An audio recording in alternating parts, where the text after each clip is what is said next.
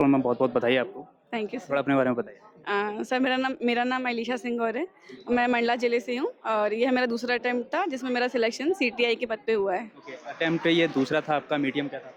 मेरा medium English medium था sir. तो आपकी बात करूँ आपकी जर्नी को, तो कहाँ से स्टार्ट हुई एमपीपीसीएस की जर्नी? आपकी प्रिपरेशन कब से स्टार्ट करना शुरू? सर एमपीपीसीएस के बारे में मैंने 12th के बाद सोचा था जब मैं इन्फ्लुएंस हुई थी हमारे मंडला के टॉपर फर्स्ट रैंकर से। ओके, ओके, उसके बाद फिर मैं इंदौर आई, यहाँ से मैंने अपनी तैयारी करी और पहले प्रयास पे मेरा मेंस नहीं निकल पाया था, परंतु दूसरे प्रयास पे मैंने अपनी गलतियों को सुधारा, उनके ऊपर काम किया और फिर उसके बाद अब मैं सीटीआई के पद पे सिलेक्शन हुआ है मेरा और आगे भी यही जर्नी मेरी रहेगी, कंटिन्यू रहेगा। कंटिन्यू रहेगी जब तक मैं जो मेरा मनपसंद जो पद है, उस पद पे डीसी। मैंने डेप्यूटी कलेक्टर का सर।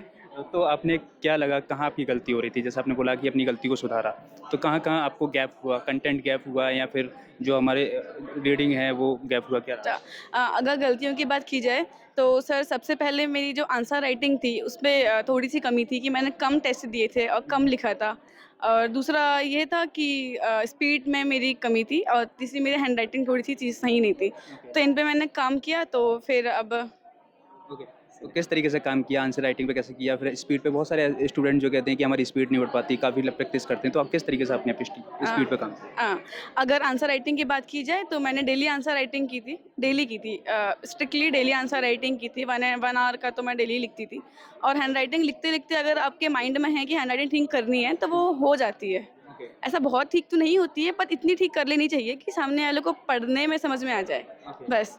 बाकी और हाँ, सबसे इम्पोर्टेंट है कि अगर आपकी स्पीड अच्छी है और आपका पेपर कंप्लीट हो रहा है, तो आप काफ़ी लोगों से आगे निकल जाते हैं। तो बस ये 3 चीज़ें हैं कि आप पेपर पूरा कंप्लीट कीजिए, आपकी जो स्पीड है वो मेंटेन रहनी चाहिए और साथ ही साथ आप निरंतर लिखते रहिए। ओके। आंसर राइटिंग के लिए कोई मेंटरशिप आपने जॉइन किया या फिर खुद से ही आप प्रैक्टिस करते गए? जी, बिल्कुल, 2024 में मेरे सर हैं श्री गोविंद नेमा सर, उनके उनके सानिध्य पे रह के मैंने डेली आंसर राइटिंग की थी। उन्होंने ही मेरी आंसर राइटिंग कराई थी काफ़ी ओके, स्ट्रिक्टली। ओके। आपकी स्ट्रेटजी की बात करूँ, क्योंकि आंसर राइटिंग तभी कर सकते हैं जब माइंड में कंटेंट गैप ना हो। कंटेंट भरा हो तो हम आंसर राइटिंग स्पीड से लिख सकते हैं। तो आप आपकी स्ट्रेटजी किस तरीके से थी?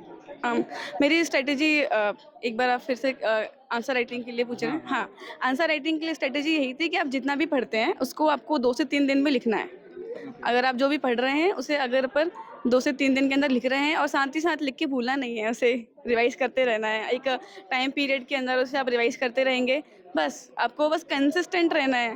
ओके। इसके अलावा और कोई दूसरा रूल नहीं है। ओके, आपका रिवाइज़ करने का क्या स्लॉट था कि वीकली या फिर मंथली मंथली में 2 बार? ये स्लॉट बनाने की मैंने बहुत कोशिश की थी, हुँ। पर ऐसा कोई बन नहीं पाया स्लॉट। पर जब खुद से ही लगता है कि ये टॉपिक अब फेड हो रहा है, तो खुद से ही उसको पढ़ लिया जाता है। ऐसा ऐसा कोई रूल नहीं है कि 3 दिन, 2 दिन, ऐसे बताया जाता है, परंतु ऐसा मैंने फ़ॉलो करने की कोशिश की थी, बट वो हो नहीं पा रहा था। ओके। थोड़ा अपनी स्ट्रेटजी बताइए किस तरीके अपनी बुक लिस्ट का चयन किया?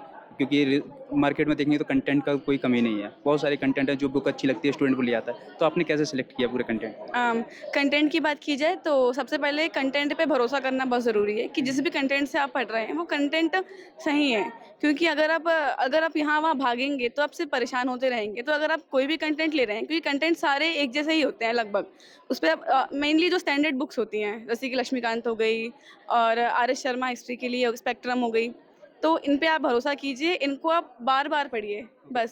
सारी की सारी आपने एडवांस बुक पे ही फ़ॉलो किया है, रिलाई किया है। एनसीईआरटी आपने पढ़ी? क्योंकि बहुत सारे टॉपर कहते हैं एनसीईआरटी भी पढ़ना ज़रूरी है, तो एनसीईआरटी भी आपने पढ़ी थी क्या? बिल्कुल, एडवांस बुक्स को मैंने फ़ॉलो किया जो अवेलेबल थी, परंतु कुछ ऐसे टॉपिक्स हैं एमपीपीएससी में जो जिनके लिए बुक्स अवेलेबल नहीं हैं। हुँ। तो कुछ पर्टिकुलर कोचिंग्स के नोट्स हैं, फिर इंटरनेट है, चैट जीपीटी है, इन सब का मैंने सहारा लिया था। जी सर। तो आज पीडब्ल्यू के इवेंट में आए थे, कैसा लगा यहाँ पर आके? सर काफ़ी अच्छा लगा। हुँ। काफ़ी अच्छा महसूस हुआ कि ठीक है, अब जिस जिस जिस चीज़ का मैं इंतज़ार कर रही थी, वो इंतज़ार ख़त्म हुआ। ओके, लास्ट क्वेश्चन, जो एस्पिरेंट बिगिनर हैं और ज़ीरो नॉलेज है उनके पास और वो एमपीपीसीएस में आना चाहते हैं, इस जर्नी में ज्वाइन करना चाहते हैं, उनके लिए क्या मैसेज रहने वाला है? अ, यही मैसेज रहने वाला है कि आप पढ़ाई करिए, परंतु पढ़ाई के साथ-साथ टेंशन ना लेके एन्जॉय करिए, अपना जीवन जिए और साथ-साथ पढ़ाई करिए, परंतु डिसिप्लिन में रहिए और कंसिस्टेंटली पढ़ते रहिए। कंसिस्टेंटली आप पढ़ेंगे, एक ना एक दिन आप ज़रूर सफल हो जाएँगे। Okay ma'am, thank you so much. बिल्कुल डीएसपी मैम को हमारे साथ में पूजा तिवारी मैम, डीएसपी मैम को आरती मैम, डीएसपी